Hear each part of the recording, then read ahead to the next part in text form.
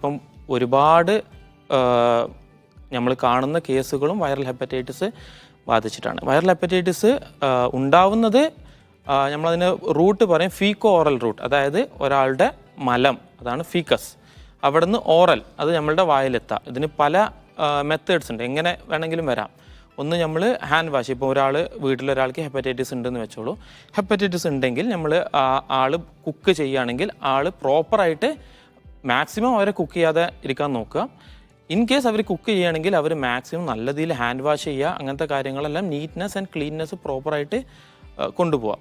ഇപ്പോൾ ഒരു കല്യാണം പോലത്തെ പ്രോഗ്രാംസ് അല്ലെങ്കിൽ ഒരുപാട് പേര് കൂടുന്ന പ്രോഗ്രാംസ്, അവിടെ തിളപ്പിച്ചാറ്റിയ വെള്ളം, അതായത് അത് വളരെ ഇമ്പോർട്ടൻ്റ് ആണ്. അതായത് ചൂടായ വെള്ളമല്ല, തിളപ്പിച്ചാറ്റിയ വെള്ളം, അതിൽ വെള്ളം ഒഴിക്കാനും പാടില്ല. പച്ചവെള്ളം മാക്സിമം അവോയ്ഡ് ചെയ്യണം. എന്നിട്ട് അങ്ങനത്തെ സൊല്യൂഷൻസ് എല്ലാം ചെയ്യാം. എന്നിട്ട് ഇപ്പോൾ ഒരാൾക്ക് ഹെപ്പറ്റൈറ്റിസ് വന്നാൽ ഹെപ്പറ്റൈറ്റിസിൻ്റെ ട്രീറ്റ്മെൻറ്റ് നമ്മൾ ലിറ്ററേച്ചർ, അതായത് ബുക്കിൽ എഴുതിയിരിക്കുന്നത് അവോയ്ഡ് അൺനെസസറി മെഡിക്കേഷൻസ് എന്നാണ്. അത് ഏത് രീതിയിലുള്ള, ഇപ്പം അലോപ്പതിക് മെഡിക്കേഷൻസ് ആവാം, ഇപ്പം പാരസിറ്റമോൾ എടുക്കാം, പക്ഷേ അതിനും ഒരു ലിമിറ്റേഷൻ ഉണ്ട്. വെറുതെ ഇരുന്ന് 3-4 തവണ പാരസിറ്റമോൾ എടുക്കരുത്.